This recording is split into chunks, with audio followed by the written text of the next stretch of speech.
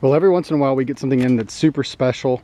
This in some ways might be the most special vehicle I've ever had in, just because of where it came from and who designed it and all the features that it's got on it. So this car was actually owned by Fred Smoot. He played for the Washington Redskins and he played for the Minnesota Vikings. NFL football player. And so while he was actually playing for Minnesota, he designed this car. He bought this car and had it blasted and built it basically from the ground up. As any NFL player would do, he put a ton of money in this car. And as many NFL players do, he got a divorce. And we found the car in the estate. So we purchased it, and it had been sitting for about 4 years. So we've gone through it. I had to replace a couple of bags on the air ride system.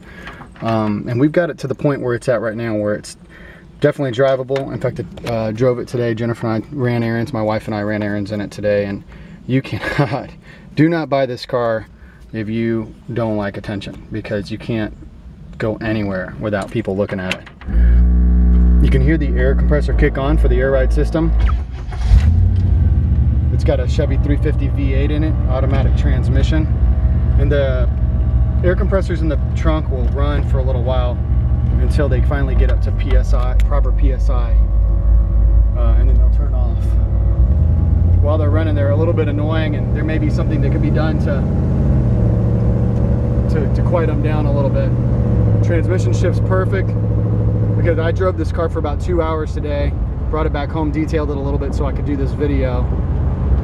And try not to drive too fast up and down this road because the neighbors get upset. But this really isn't a fast car. I mean, you can get on it, it'll get up and go for sure. But this car is not about fast. This car is about being seen.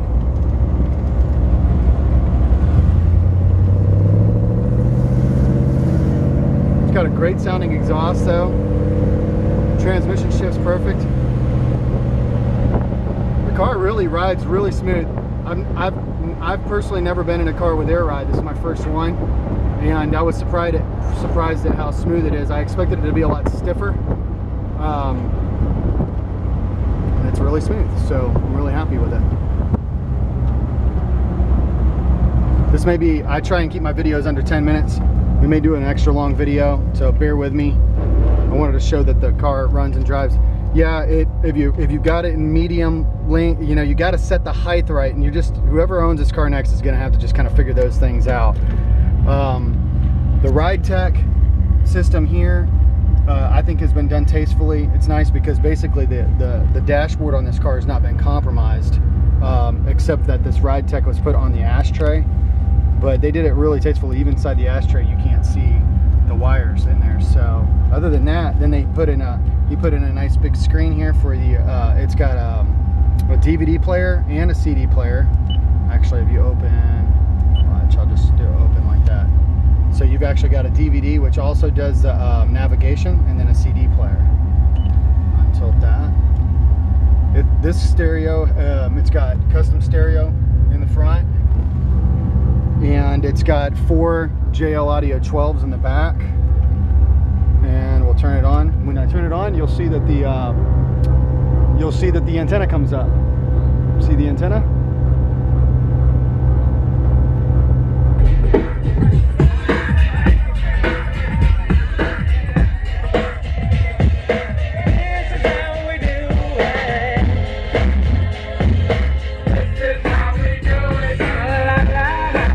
Needless to say, it is a very nice sound system, very expensive.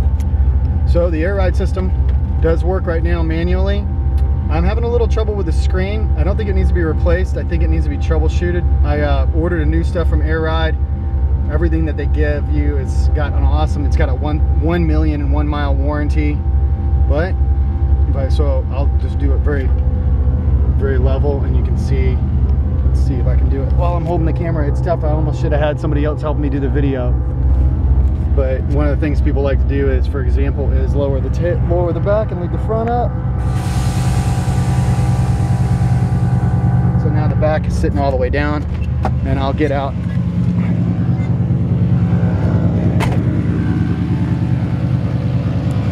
And so the back's sitting all the way down, the front's up. This car is so cool, man. Like I said, you can hear those air compressors running.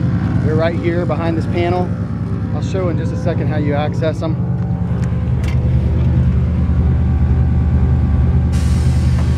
Of course, we could just do one side.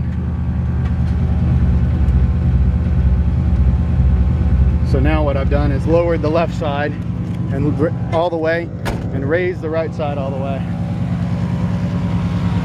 So this is so much fun, of course, at a car show where you can lower the car, you know, and kind of just have it sitting like that.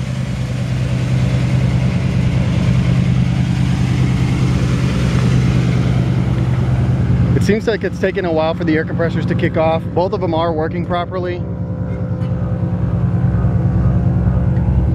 So they did eventually kick off on us, but it seemed like we rode in the car for about 15 minutes before they actually kicked off.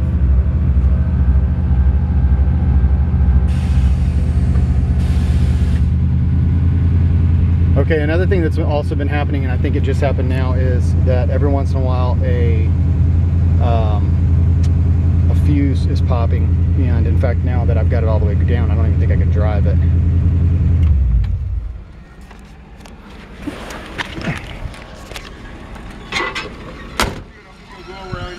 Okay. So yeah, just when I adjusted it just now, the it did pop that fuse. So I'm gonna have to put a new fuse in there, and we'll have to figure out what it is. Like I said, the car had not been driven for about 5 years, and then we got a hold of it. When he had it, obviously everything was brand new. The color on it's called Blurple, and from a distance, it's one of those colors that changes. When you're on it, it looks purple. Like even as I'm standing here, and it may be tough to tell on the camera, in the video, you know, when I stand and I look over to this side of the car, it looks purple. When I look to this side of the car, it looks blue. When you get up on it and see it in the sun, it looks very blue. And you get right up over it, you can see that. And you can probably see that in the video at least well enough. So as I stand over it, this looks blue and the side looks purple. Somebody did an awesome job with the custom interior. Everything looks super nice. It's got a brand spanking new top. This is a brand new tonneau cover. The top is power, it goes up and down. The windows are power, and we've got them to go up and down a couple times. The motors seem a little bit weak, or the switch needs to be replaced. I tried to just now, and I couldn't get the windows to go up and down. I know if I get back to my shop and troubleshoot with it a little bit, I can get the windows to go up. I've had them up, and I've had it. And now the top, it doesn't have any problems. It goes up and down very easily. The horn doesn't work, but everything else does. The fuel gauge actually does work. Although you have to keep in mind the way that you have the car turned is going to tell you different, you know, fuel levels. So I thought I had half a tank, and then I lowered it, and I actually had 3/4 of a tank.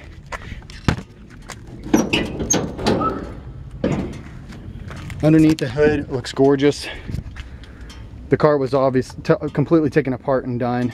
So underneath the hood, you've got the hood liner, custom hood liner for this car. It's got a gorgeous brand new engine detail kit on it. Block was painted a similar color, maybe even the same color as the car. I think with the heat on it, it's changed colors a little bit, but everything else looks great. So the inner fender wells are like brand new. The firewall's all been painted. It's got power steering, power brakes. That all functions properly. It's got a battery in the front, 2 batteries in the back.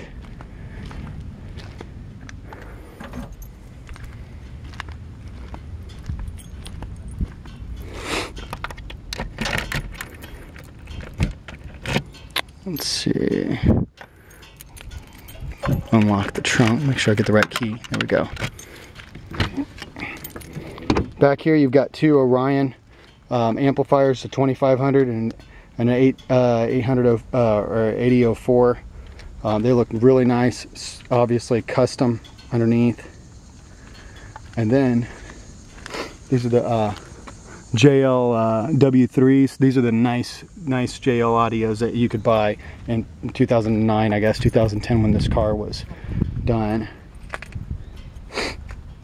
The body on it's aero straight. There is 0 rust. I mean, the car was completely restored. The bumpers look awesome. The trim looks great. The paint is on a scale of 1 to 10. The paint is probably like a 7. It needs some, it's got a couple little dings and dents. It got sat up. It just sat up, and when they sit up and and get moved around without being really driven, you know, at some point that somebody didn't care about it anymore. So it's got a little scuff from the garage. Maybe the kids hit it with their bicycle, or it's got a little spot down here where some getting in and out of the car, something, maybe it was the stereo, the speaker came loose and they closed it and it scraped the paint there. It's just got a couple little minor scratches here and there all over the car. I think with a really good wet sand and a couple of touch-up spots, the paint could probably show quality again. So I don't think it needs to be completely repainted to have a true show car out of this. Obviously the 100-spoke Daytons, I mean, those are super expensive wheels, brand new tires all the way around. The exhaust sounds great. I mean, this is just a freaking slamming car. I mean, the car speaks for itself. It's a 63 Impala Convertible. They're super desirable. I wish I could, you know, play around with the air ride a little bit more while somebody was videoing, because that's a really cool thing. But it's super reliable, it's ready to drive. I think the only thing it doesn't have is air conditioning, except, you know, you just put the top down and you don't really need AC. So this car is all about, you know, being seen and all about cruising. So I think whoever gets a hold of this car is going to have something really special. I think it's cool that it was owned by a celebrity, and that's verifiable. We've got, in fact, I've got a couple of links I can send to anyone. There's a blog spot, Redskins blog spot, with Fred Smoot in the car, and they caught him, you know, took a few pictures of him. They found him in the Redskins parking lot. I've got a video of him giving a tour of his house, and he goes out to the garage. This is the car sitting out there, and in fact in the video he points out that it says Smoot on the pedal, and then it's got number 21 on there for Sean. I forget the guy's name. He died, you know, while Fred was playing, I think for the Reds, or for the, I don't know, I'm not a super big NFL guy, but I think this guy had an aneurysm or something like that. He was one of the NFL football players, Sean somebody.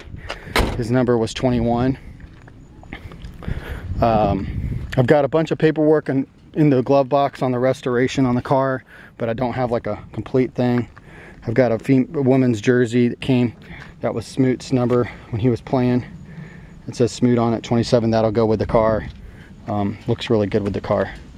So I hate to see this one go. This is, as much as I get teased around the shop about cars, and I always say I want to keep one, this one I really want to keep it.